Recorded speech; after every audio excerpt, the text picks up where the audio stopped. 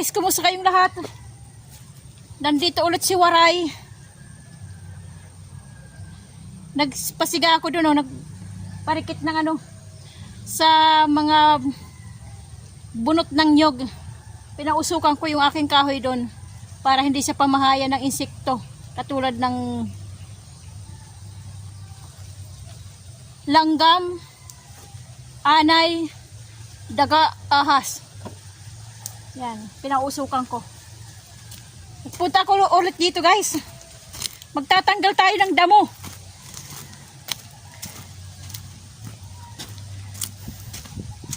Tatanggalan ko ng damo dito sa sa gilid.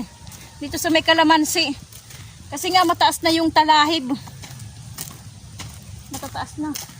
Yung aking ulan sunis oh. Mataas na rin oh. Ano kaya putulang ko siya rito para magsanga? Meron din ako doon ng sunis eh, kaya lang iyon. Yan ano, saan ba? Kita ba? Nandito natatakpan ng ng puno ng nyug. Malaki din yun. Dito tayo magtatanggal guys to. Puno na ng talahib.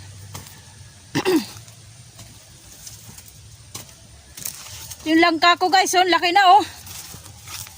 Ayan oh. Taran! Oh, ang taas na. Langka. Laki na ng puno. Kaya lang wala pang bunga. Ano na ba to? Ilang taon na ba to? Magtatatlong taon na. 2 taon mahigit na. Ito tong punong to. Ang laki oh. Di pa siya namumunga. Dito tayo magtatanggal ng ng damo oh.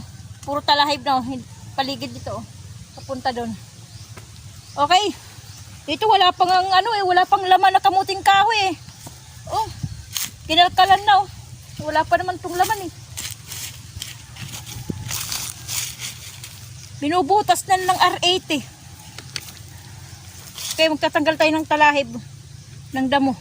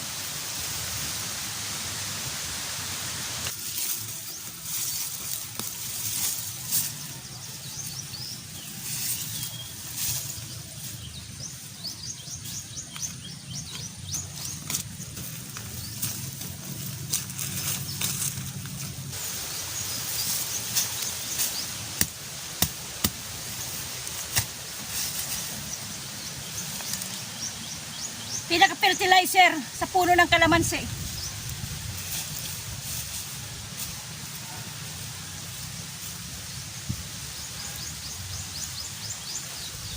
Mga talahib.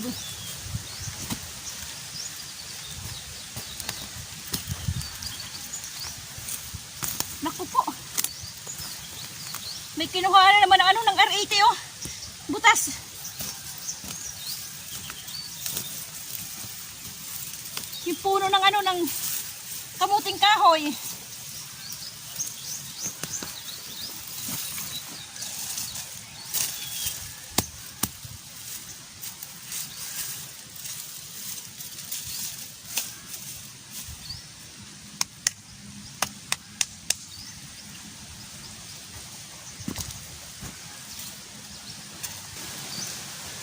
oh. Butas oh. Kinainan.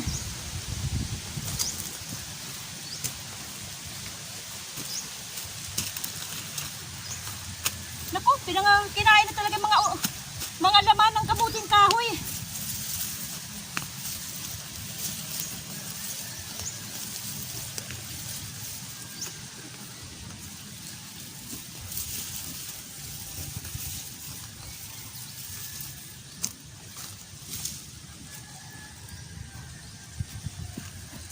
Ito, kinainan na oh. Wala na. Ay, kinain na oh. Wala na. Kinain na. Dalawa. Dalawa yung kinain. Iwan ko kung may laman pa.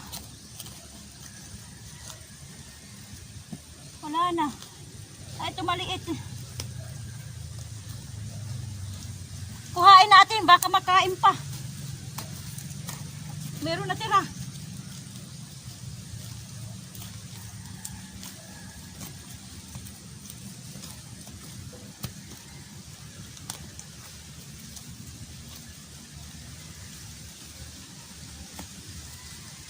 Ay, saan na ba?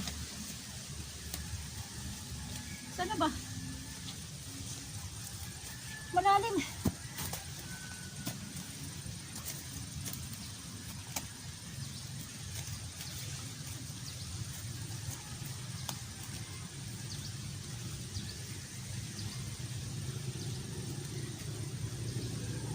Maliit eh. Ay!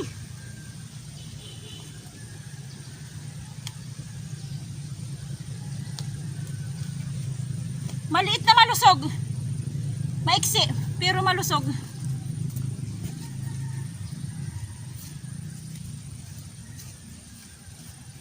Baka maunahan pa. Dalawa yung nakain niya.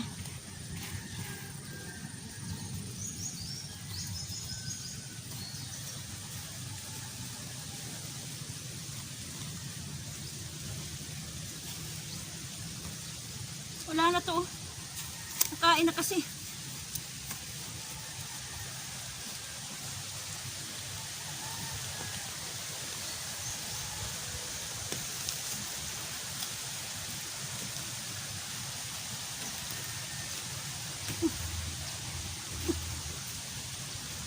Dito rin sa kabila oh.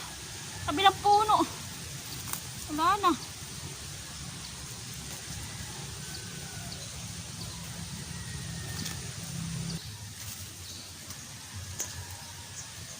Ito yung kanyang kinainan oh. Natira konti.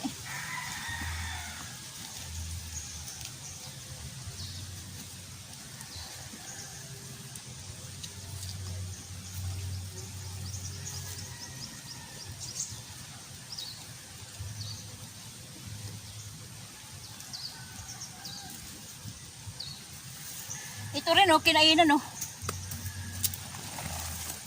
Tingnan natin.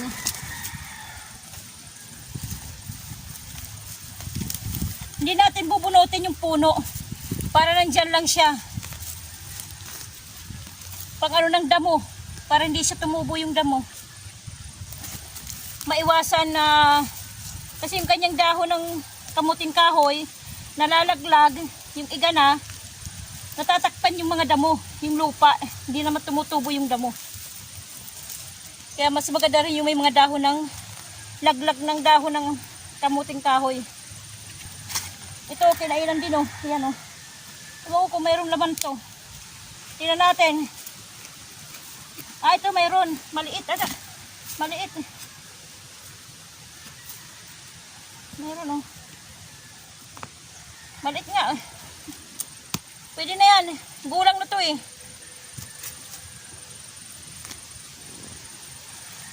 Meron pa, matigas. Mahirap. Pag mahirap bunutin, matigas. Sabihin niyan, may laman. Tingnan natin kung may laman. Ayan, may laman nga. Maganda na ito pang laga. Hindi lalagyan ng ano, ng gata. Ano lang, lalaga lang natin.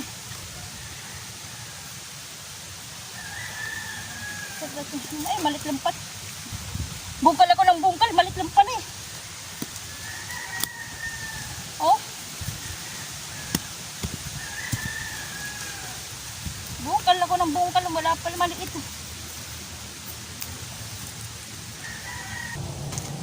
Minsan umuulan guys. Sumisilo ako sa ilalim ng may kahoy eh. Tubila na naman yung ulan.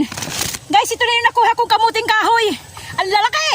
Eh grabe, makikita nyo guys. Oh, ito, saglit. Ito guys, oh, ang lalaki oh. Oh. Guys, oh, ang lalaki. Ito ba yung sinasabi yung nagko-comment sa akin, hindi ako marunong magtanim, hindi ako magsasaka. Ayan guys, ang lalaki. Nagkamuting kahoy. Oh. Ayan. Oh, ang lalaki. Enggit ka lang. Yung nagsabing hindi raw ako magsasaka. Ayan, oh.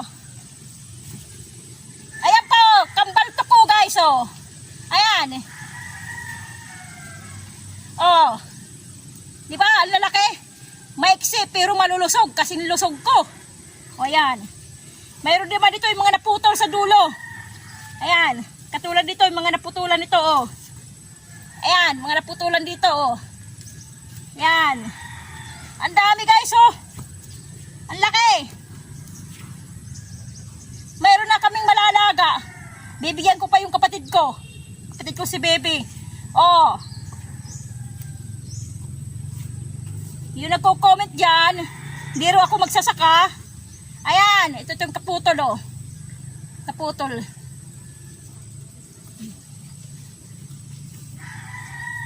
Di ata siya marunong magtanim ng kamuting kahoy. Pakikita ko rin yung ano, yung saging, yung itinayo ko. Andon, buhay na.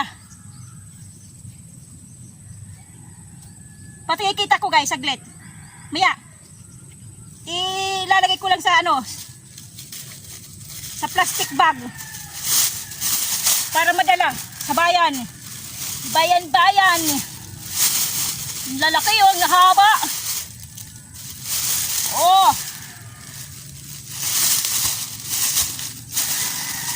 Eh kung mayroon pa kaming ano eh,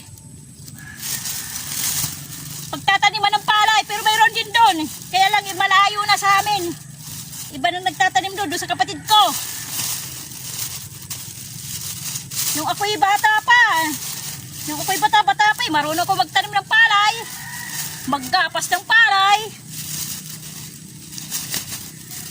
Kasi yan ang aming kinalakihan. Ang aking mga magulang ay magsasaka. Yan, kinalakihan namin yun. Kinalakihan namin na kami ay magsasaka dito sa probinsya. Okay, ayan o, ang dami o. 10 kilo. Ang bigat o, 10 kilo. Ayan.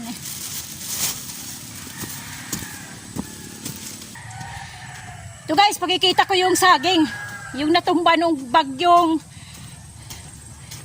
Wag ko nakalimutan ko ng bagyong yung nakaran lang. Ilang buwan na. Nakalipas. Ito. Ayan guys, oh. Ayan, oh. May dahon na. May talbos na. Ayan, laki na, oh. Oh, ang laki na. Saging sa bayan, guys. Saging yan na, ano, galing Davao. Hiningi ko yan para magkaroon ako ng saging na saba na malalaki. Ayan. Tapos, ayan, nagkaroon na siya ng, ang tawag sa amin, isaha. Nagkakamayroon ng saha. Ayan. Isa pa lang yung kaya yung saha. Yan, isaha. Mayroon na. Yan ang purpose ko kung bakit ko pinatayo. Okay? Ipapaliwanag ko guys kung bakit ko pinatayo kasi yung nag-comment, bakit ko daw pinagtsagaan buhatin, pinatayo, ang bigat-bigat, di ba? Kaya purpose ko rin pinatayo, hindi naman siya naputol eh. Hindi siya naputol, yung kanyang katawan. Kundi na ano siya na buwal. pati yung gamot niya nakapasama. Ayan. Pinatayo ko siya. Ayoko siyang putulin kasi nga malaki na. Pag tumubo siya, medyo matagal na naman yun. Magkakaroon ng tawag na, talbos sa gitna. Hindi na siya matagal pa. Nanihinayang naman ako, pinatayo ko. Pero alam ko yung pinuputol yun. Kung sakaling natutumba na. Pero inabuwan lang siya pinatayo ko. Marunong ko magtanim na guys ng saging. Tapos yung isang nag-comment din, tinanim ko daw hindi ko muna hinukay yung lupa. Yung binungkal yung kanyang lupa, yung nitong puno. Guys, hindi ko na pinakita yung pagbungkal ng lupa. Sinurkat ko na lang, pinakita ko na yung pagbuhat. Pero yung hinukay ko po yung lupa para siya tumubo ulit doon, magkaugat. Kaya siya nagkaroon ng saha. Saha ang tawag sa amin ito, para dumami. Yan. Kasi nung nabuwal siya, wala pa tong saha. Nangihinayang ako, kailangan ko magkaroon ng saha. Itong parang anak na. Diba? Kung puputulin ko siya. Kasi pag pinutol na itatanim mo, guys, pambihira na yun na mabubuhay. Basta nabuwal na siya.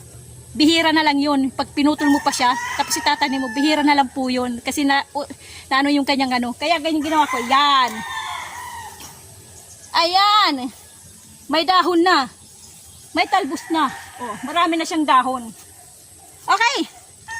Sana naliwanagan yung nag-comment sa akin ng ganun. Ayan, pinaliwanag ko lang guys. Yan. May kamuting kahoy pa ako dito sa paligid. Hindi ko pa tinanggal. Hindi pa ako nagtatanim kasi nga yung lupa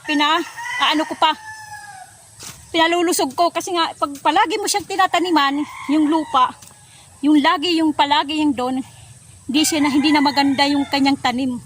Kahit magtanim ka doon sa palaging tinataniman, hindi nalulusog. Tutubo siya pero saglit lang mamamatay. Kaya yung iba walang tanim. Dito may tanim ako, kamuting kahoy guys. Yan. Ito. Kamuting kahoy at saka pinya sa paligid. Ayan. Siguro kung meron ako nakita kamuting kahoy dito. Ito, mga kamuting kahoy. Ito pa Ayan Ayan. At saka ito. Ano lang to yung naputol na, yung pinagkuhaanan ko, hinarvest ko na nakamuting kahoy, nilalagay ko rito sa may puno ng saging, ng nyog. Kasi ang plano ko, itatanim ko ulit yung mga ganito, tangkay. Pero nagkakaroon ng laman, ito kinainan na nga ng R80 Ayan kinainan. Nagkakaroon kasi nabubuhay siya, alam niyo naman ang kamuting kahoy, pati kamuting baging i-ano mo lang sa lupa, ipatong mo lang, nagkakalaman. Okay guys, uulan. Uuwi na ako. Okay, mamaya magliligpit ako, uuwi na ako. Guys, umuulan. Sumisili ako rin sa may saging, dahon ng saging, sa may puno na saging. Umuulan Pauwi na ako. Pauwi na. Okay guys, yun ang ginawa ko.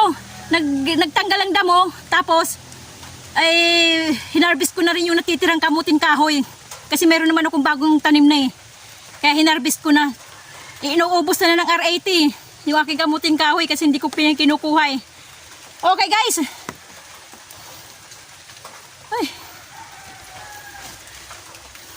Maglalakad lang nito na tayo papuntang bayan. Medyo malayo-layo rin. Kasi walang tricycle. Pag weekend, minsan lang ang tricycle. Ayun, palakas na Kasi yung yung ulap niya kalat yung yung itim yung iuulan. Kaya ganoon, wala na siyang liwanag. Okay guys, hanggang dito na lang tayo. Thank you sa mga bagong subscriber guys. Thank you sa inyong lahat. Thank you sa mga nagko-comment. Thank you sa inyo. Thank you sa mga bago at sa mga datihan. Okay, God bless sa ating lahat. Bye bye.